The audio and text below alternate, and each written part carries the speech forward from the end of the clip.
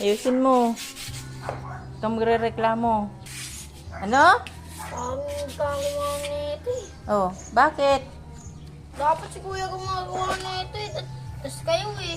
Oh, bakit ikaw? Wala kang gagawin dito sa bahay. Ayusin mo pagbras. Ba't masama ang loob mo pag inuutusan ka? Ha?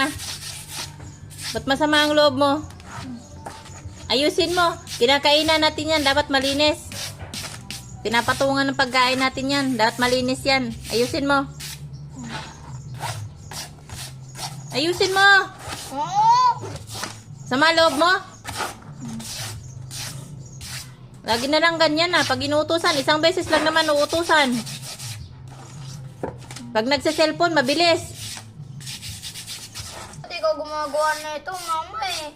O bakit ako? Lagi na lang ba si mama ang gumagawa ng gawaing bahay? Ako bunso, dapat nasa labas ako naglalaro eh. Ay, ganon? Anong gusto nyo? Uuwi na lang kayo, kakain? Oo. Okay. Dapat lalaro pa lang ako sa edad na to. O talaga ba? Oo. Ang laki-laki mo na, hindi ka mauutusan? Hmm. O ba't dinadabog-dabog mo yung ayusin mong pagbabras mo dyan? Bilisan mo nang makaligo ka na. At tignan mo itsura mo, oh. Ano na itsura mo?